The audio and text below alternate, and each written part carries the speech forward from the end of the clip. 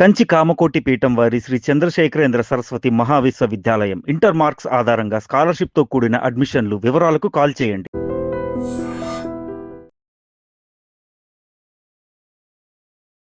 శత్రువు దేవీపుత్రుడు, దేవి మనసంతా నువ్వే, వర్షం ఒక్కడు, నువ్వు వస్తా అంటే నేను వద్దంటాను, చెప్తా పోతే కొన్ని పదుల మంది స్టార్స్ని అందించిన చేతులు.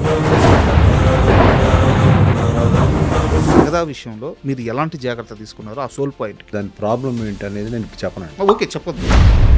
టీజర్ చూస్తుంటే గూస్ బంప్స్ వస్తుంది. ఓపెన్గా అడుగుతున్నాను, దేవికి ఈ సినిమా అనుకోవచ్చా? దానికి దీనికి సంబంధం లేదు.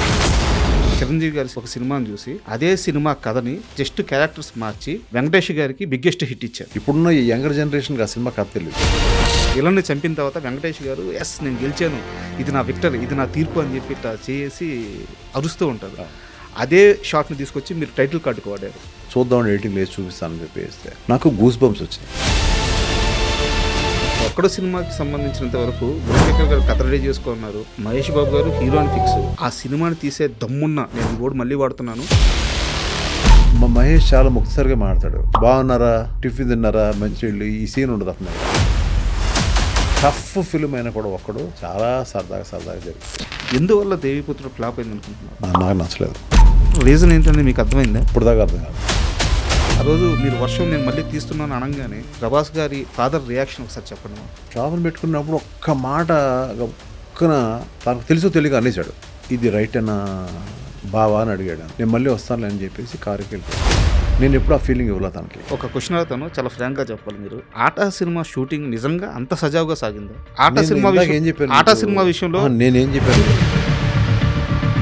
అంటే, ఆట సినిమా ఇల్లు పెడితే ఆ అమ్మాయి అసలు అలిగింది నా మీద. త్రిష ఫోన్ల మీద ఫోన్లు చేసింది అంతే. మీరు ఎందుకంటే అడుగు ప్రభాస్ 5 నిమిషాలు పౌర్ణమికి లేట్గా వస్తే అలిగి వెళ్ళిపోయింది. తీసుకొచ్చాడు నన్ను. ఏంటి 5 నిమిషాలు లేట్గా వస్తే ఏంటి, అది పొద్దున్న వచ్చినట్టు నాకు ఆర్టిస్ట్ రాదు, ఎందుకు రాడు? నేను నువ్వు అనగలిగింది, ఒరే అనగలిగింది ఇండస్ట్రీలో చాలా మంది ఉన్నారు. ఊరందరూ మంచి కోరే రాజుగారు తన దగ్గరికి వచ్చేలేక ముందోడైపోతాడు అని నాన్నగారు అప్పుడు ఆస్తి అమ్మేశారు, పొలాలు అమ్మేశారు. ఇప్పుడు మీరు ఇల్లు అమ్మేశారు. ఫ్యామిలీలో ఆ ఫేజ్లో ఎలాంటి సంభాషణ నడిచింది? నిజంగా భయపడలేదా? మొండితనంతోనే ముందుకెళ్ళారా? ఇప్పుడు కూడా నా ఫేజ్ ఇప్పుడు ఏదో టీజర్ రిలీజ్ అయిందని మనం సమరపడుతున్నాం. మీరు ఇందాక నుంచి ఇంటర్వ్యూకి వచ్చి డల్గా ఉంటున్నారు, మూడౌట్ అయిపోయారు.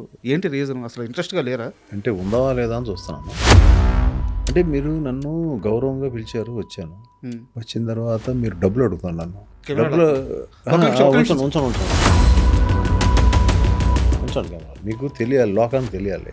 ముండి పట్టు పడుతున్నా. నేను ఎప్పుడు చూడలే నా లైఫ్లో.